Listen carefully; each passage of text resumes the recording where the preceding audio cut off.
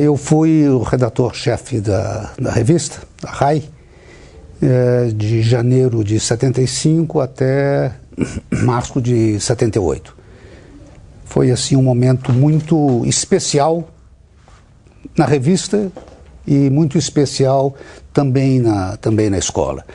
Ou seja, eu dirigi a revista no momento em que a escola passava por uma razoável crise. Nós tivemos várias crises ao longo desses anos todos, desses muitos anos da escola, mas nós passávamos por uma crise muito específica que vinha desde 74, quando da eleição do diretor da época.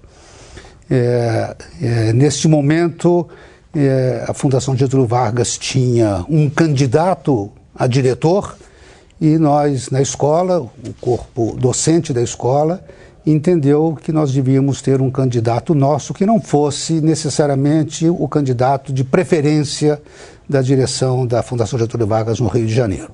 Então foi um momento muito conturbado, muito difícil, no momento em que nós colocamos uma lista tríplice de 3 pessoas que não eram, nenhuma das 3 era uma pessoa de escolha do então presidente da Fundação Getúlio Vargas, o Dr. Simões Lopes.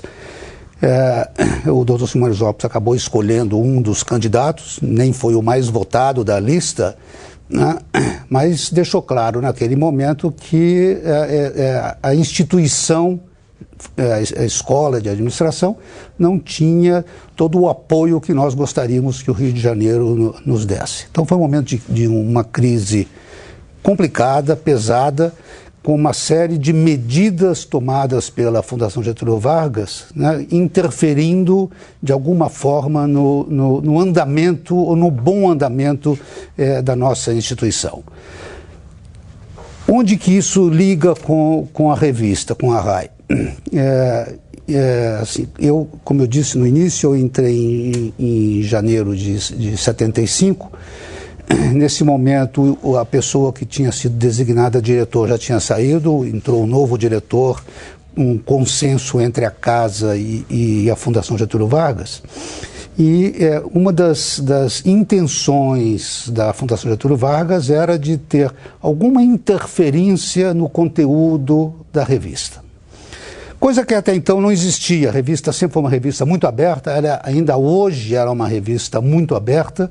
Nós nunca fizemos qualquer discriminação em relação ao conteúdo da revista, desde que ela passasse pelos processos normais que existem até hoje, tá certo? Da revisão dupla cega, que é um padrão já internacionalmente aceito para revistas.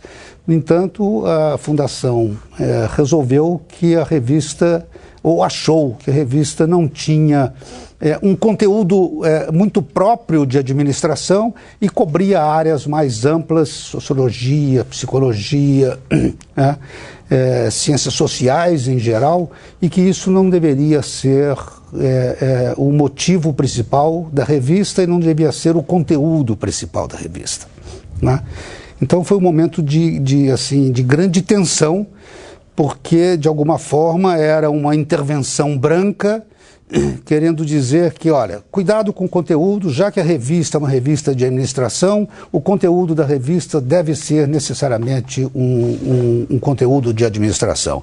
Então, publique artigos que digam respeito à administração geral, a finanças, a marketing ou áreas específicas de administração e procure não publicar artigos que não sejam diretamente ligados à área.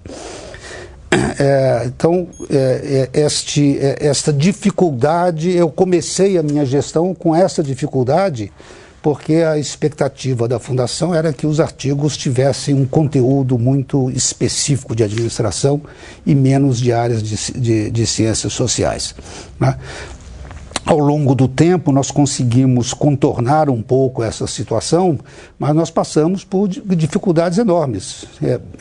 Eu nunca fiz esta enquete ou esta contabilidade para saber, em termos de tamanho da revista, mas eu tinha enormes dificuldades em fechar as revistas a cada 2 meses. A revista já era bimestral, Não me lembro se ela sempre foi bimestral, mas naquele momento ela já era bimestral.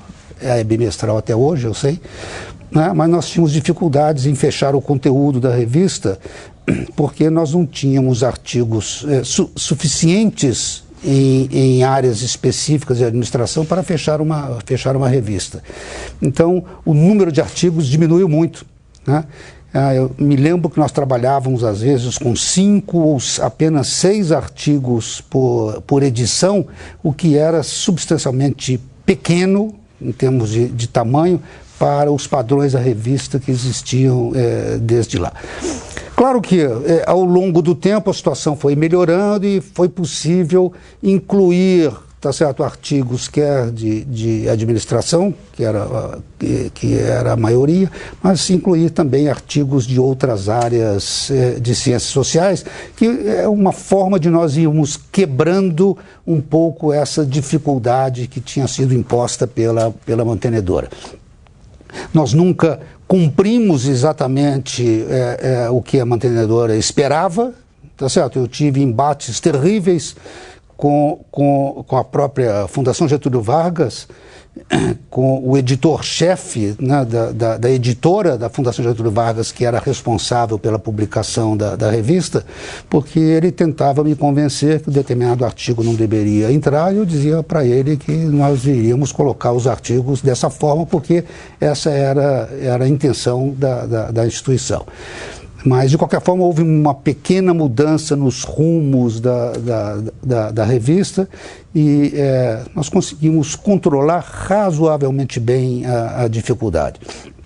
Eu me lembro que, assim, na época, como havia esse embate e a necessidade de termos artigos mais voltados para a administração, que eu fazia apelos, né, aos nossos professores, e para pessoas que eu conhecia que pudessem submeter revistas para passar pelo crivo do conselho editorial, né, ou dos avaliadores, para que pudessem ser publicados.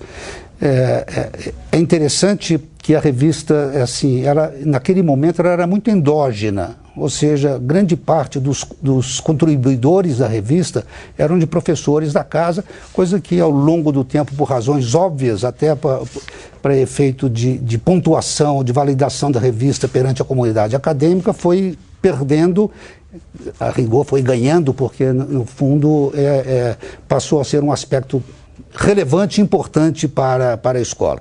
Mas eu me lembro que naquela época eu dependia muito dos professores internos e eu tinha, tá certo, assim, que fazer apelos a alguns deles, tá certo? E eram bons autores. Eu me lembro, por exemplo, de um recém-consultor, um chileno que chegou aqui ao Brasil, veio dar aula na escola, o Júlio Lobos, né, que ele era um excepcional contribuidor. Eu pedia para ele, você, por favor, você escreve bem, você entende bastante do assunto, você podia escrever para a revista. Ele era uma pessoa que escrevia continuamente para a revista.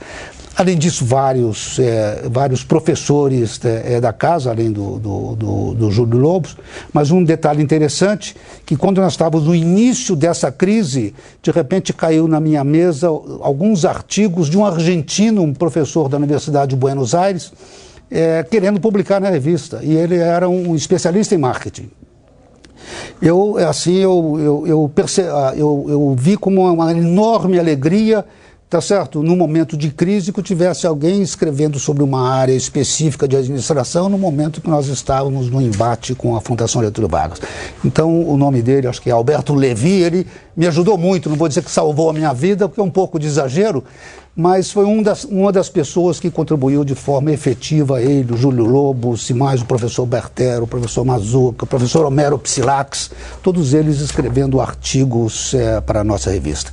Foi um período difícil, tá certo? Mas, pelo que a revista representa hoje, acho que valeu a pena.